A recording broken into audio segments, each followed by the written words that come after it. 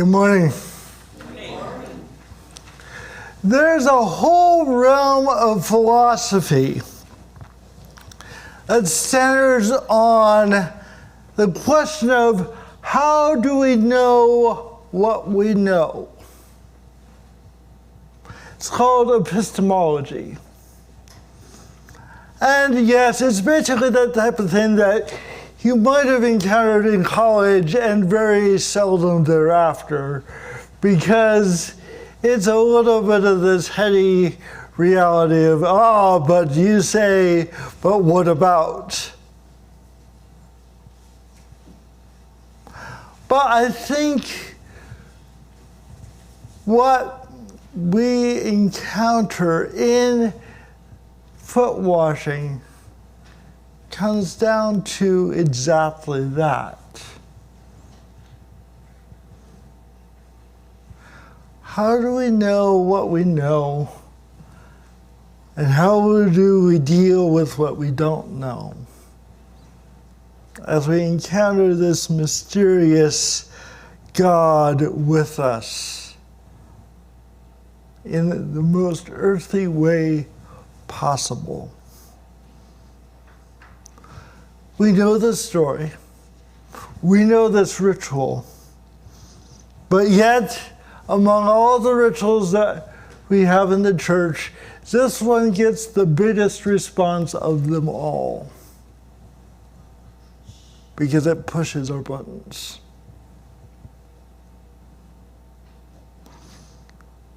Let's sit again with the story. This is John 13, 1 through 17 from the Common English Bible. Before the festival of Passover, Jesus knew that his time had come to leave this world and go to the Father. Having loved his own who were in the world, he loved them fully. Jesus and his disciples were sharing the evening meal. The devil had already provoked Judas, Simon Iscariot's son, to betray Jesus. Jesus knew that the Father had given everything into his hands and that he had come from God and was returning to God. So, he got up from the table, took off his robes. Picking up a linen towel, he tied it around his waist. Then he poured water into a wash basin and began to wash the disciples' feet, dry them with the towel that he was wearing. When Jesus came to Simon Peter, Peter said to him, "Lord, are you going to wash my feet?" Jesus replied, "You don't understand what I'm doing now, but you will understand later." "No," Peter said, "you will never wash my feet." Jesus replied, "Unless I wash you, you won't have a place with me." Simon Peter said, "Lord, not only my feet, but also my hands and my head." Jesus responded, "Those who have bathed need not have their feet washed, need only to have their feet washed, because they are completely clean. You disciples are clean, but not every one of you." He knew who would betray him. That's why he said, "Not every one of you is clean." After he washed the disciples' feet, he put on his robes and returned to his place at the table. He said to them, "Do you know what I've done for you?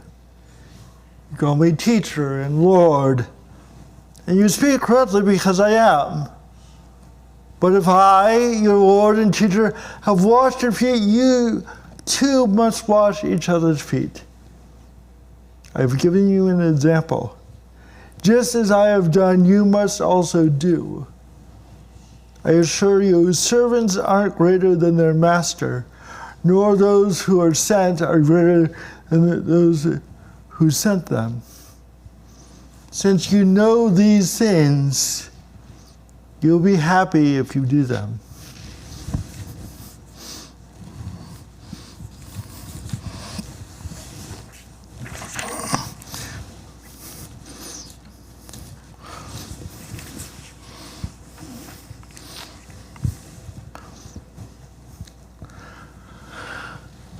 Among the hardest things to modify in our lives, and the things that make us least comfortable, is when we have to come up against that which we know best.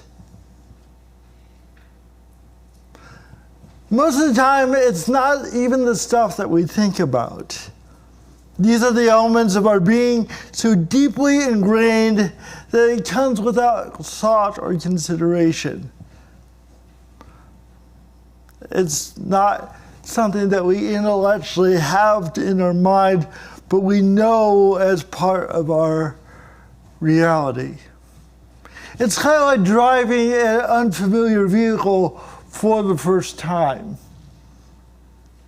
We know how to drive, but everyone and every time there's something a little bit different, especially if there's a clutch involved. Rarely am I more nervous in driving than the first 10 minutes behind the wheel of a rental car. Or trying to explain a skill that you have long since internalized as rote. We're working on the math fundamentals at home, and it takes a little bit of a shift in thinking when you have to explain why do 9 fours amount to 36, excuse me, when you can just say, well, no, 9 times 4 is 36. Boom, there it is. To back up and say, well, you do 4 and 4 and 4 and 4 and 4, 4 all the way up to 9, and that made 36, and have it made sense is a whole different thing. We know what just is, but we have to move beyond that. There's all sorts of things that are in this camp that when we push up against them, nothing quite feels right. There's a lot that we don't understand in the scene that we just read. It's not our culture. It's not our practice, and it pushes us in so many of the wrong ways. And there's a lot here that makes us profoundly uncomfortable. In teaching catechism, few things draw more conversation and really than talking about foot washing. It's one of those things where, why would you ever do that? And this is within our Anabaptist tradition where this is one of our symbols. This is one of what we do.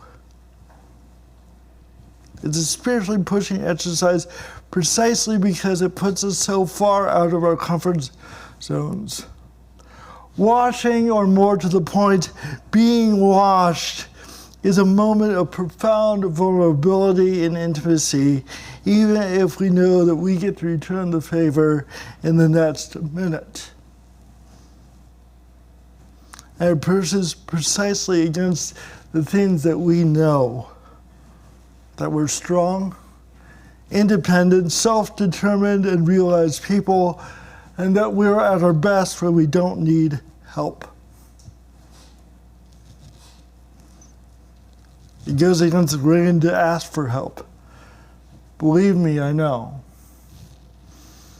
And it pushes a lot of buttons and challenges the internal structure of knowledge that we hold dear. We know who we are, we know how we can be, and it just doesn't feel right to have to say and do things out loud.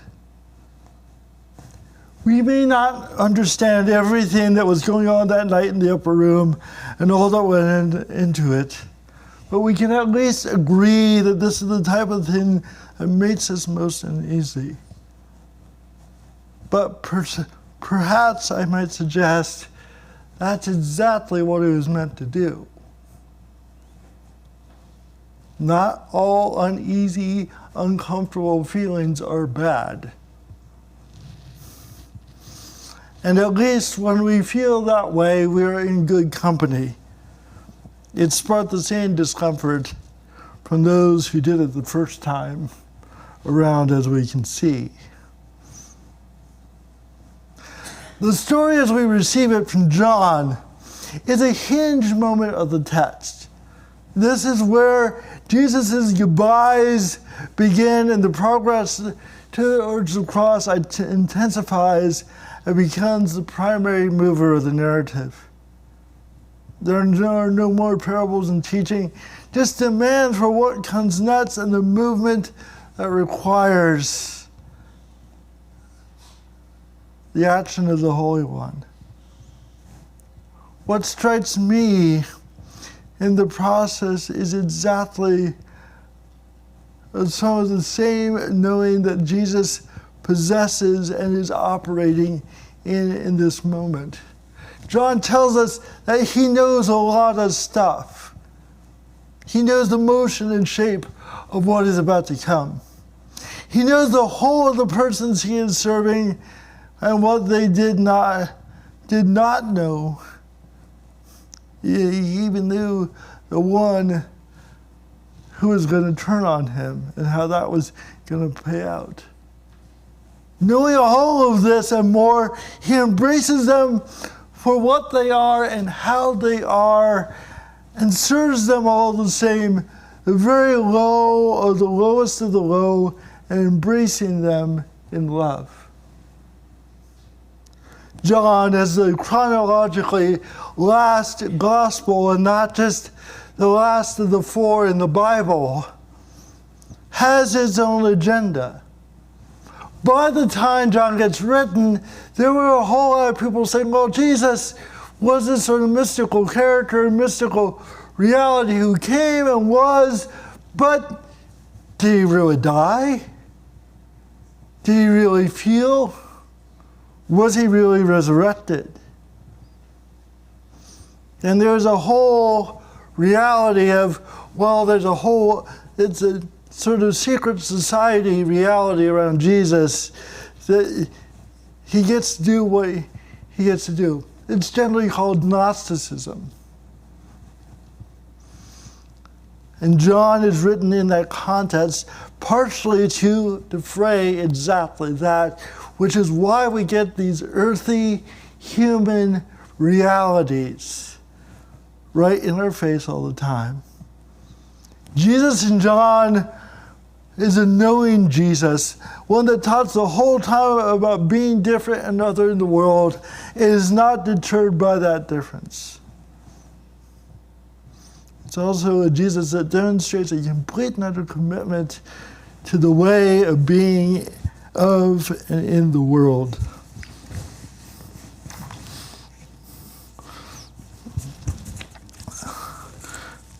A quick aside here. I want to just tag something that gets often lost because we're so used to it.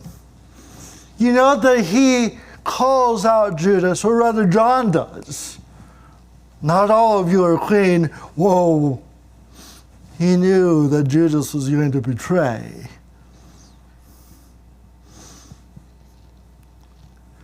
And that is true. We get the inside track of John narrating all along so we can, but I don't think it's so we can say, oh, we know the bad guy. We know the one who has evil in his mind. Or the one that we can say, like we were watching a mystery movie, oh, we knew that it was him all along. Rather, I think that we know and are given this exactly so we can see how does Jesus interact even with the one who betrays him.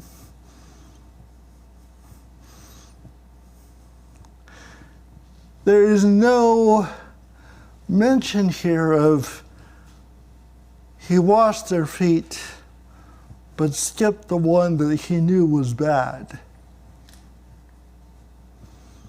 when body is broken and blood is offered in the form of communion, all are served. And all are there. Might this too be a lesson in enemy love and what it means to love even those who are not acting lovingly towards you?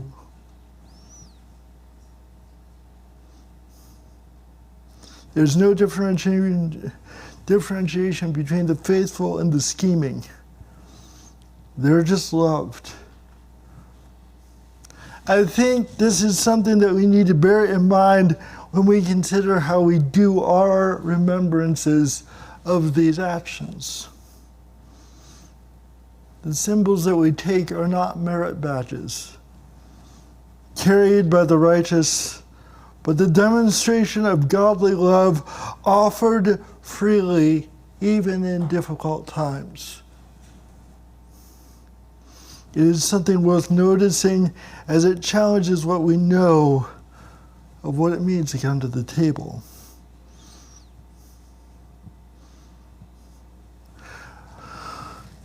Going back here, Jesus is doing something different here. And it's shocking even to our sensibilities when we've had 2,000 years to get used to the idea. And he's teaching people and deliberately telling them that they do not know what's happening before their eyes. A surefire way to get anyone's hackles up. What is more, he's challenging what they do know. That this is not how things are done. That certainly the master does not do the stuff of servants. In this way, the disciples and we are not so radically different. They may have had a cultural handle or two more than what we know to know what's going on in front of them, but we do know how things are supposed to work. Peter, ever the stand-in for the way humanity thinks and acts, jumps up and expresses this conflict of knowledge, insisting on the propriety of the way things ought to be. It's just not done. It's just not how it is. The challenge of Jesus stepping outside of that knowledge and the propriety was a push to the inconceivable. Something that Jesus is rather wont to do at a far greater frequency than what we often give him credit for.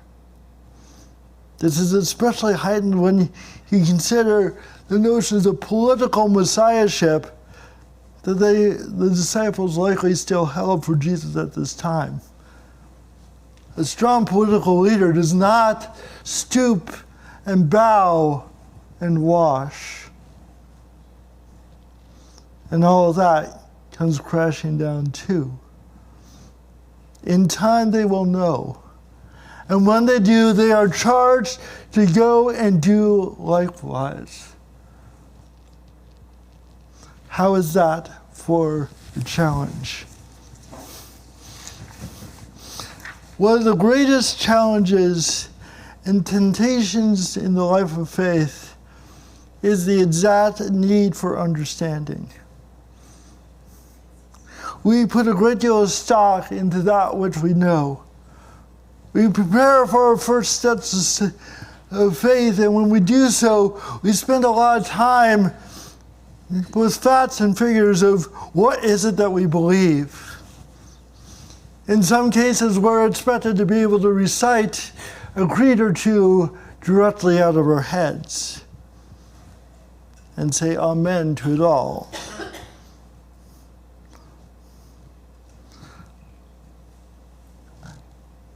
But then we step into the revelation of Jesus Christ, and we are given a lot more of things that we simply do not understand. I don't know about you, but my questions that I really want to ask when I get to heaven list is rather long. We know that Jesus has modeled things for us and has modeled love in ways that are entirely beyond our expectation. We know this, and we know that we're challenged to do this, but it is also tricky because there's a lot that we know can go wrong too. In a world where we live far more by what we can say in absolutes than beyond a shadow of a doubt, and those who shout most vociferously are the ones who are most likely right. Speaking of a faith with a shadow of doubt and disinclination and maybe just doesn't sound quite right. It's a bit more woolly to say, well, Jesus comes to us and invites us into that which we do not yet understand. Talking about the nature of knowing and understanding is the stuff of late night drives and obscure college conversations that can only have a circular outcome. But it's worth us asking at a point to ponder in the case. What might a stronger sense of working within we don't entirely know bring to our faith? Bring to the table in terms of telling a real story of faith. There's a lot where we simply need to say, yeah, that's a big question. And it needs a big answer. And we don't entirely know. Because it's honest. If for no other reason. In the midst of it all, of course, we dare not escape the ultimate point of this story. I, for one, still believe that a direct symbol of foot washing is one worth considering and pushing on ourselves, if for no other reason than it is a challenge. But we also cannot lose the full meaning of the commandment, no matter what disconnection we might have with the action. Whether the towel and basin are real or metaphorical, we need to hear the demand of the text. To love in every way possible. To know love and show love in every way possible. That the role of being a people of faith is not triumphal, is not a confirmation of our status or an affirmation of our getting it right, but simply an invitation to be about the work of loving in the best way that we know how. And this does not require big symbols. Sometimes even just having significant eye contact is enough to catch us by surprise. It can be the sincerity and connection over the phone that goes beyond the ordinary, oh, how you been? To, no, really, how have you been? And how are you now? And yes, first of all, understanding love can ask us to go to places and do things that are indeed challenging and risky in ways that are beyond ourselves.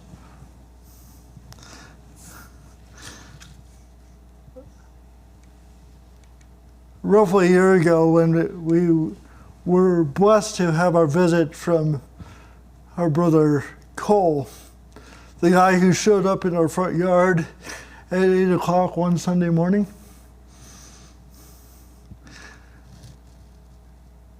It wasn't the easiest Sunday I've ever had. Let's put it that way. But one of the conversations I remember was Doug rightly saying, okay, you're going to get in a car and drive half an hour with a guy that you don't know into town. Is that safe?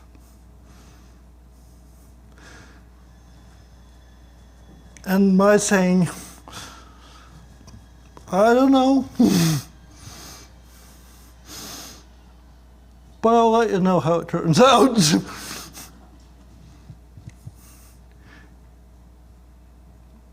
That's not to toot my own horn, not for a second. But since when were we given the impression that what we do here every week is meant to make us safe? And is meant to keep us so.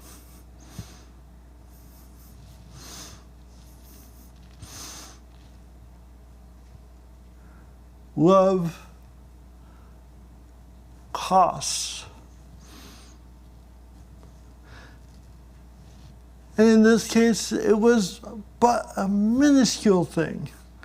But we know well that there are bigger, far more challenging, far more risky things along the way that we can be invited into, and sometimes even just opening our mouths can be an insurmountable cost.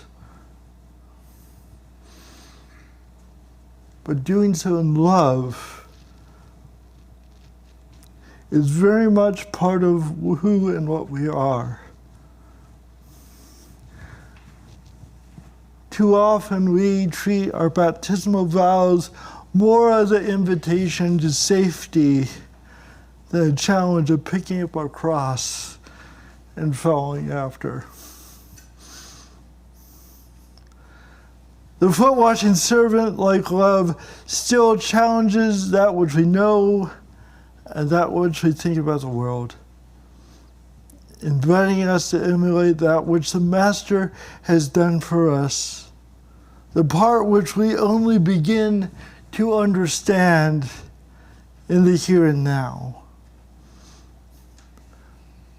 May we live into that which we know, the love of God.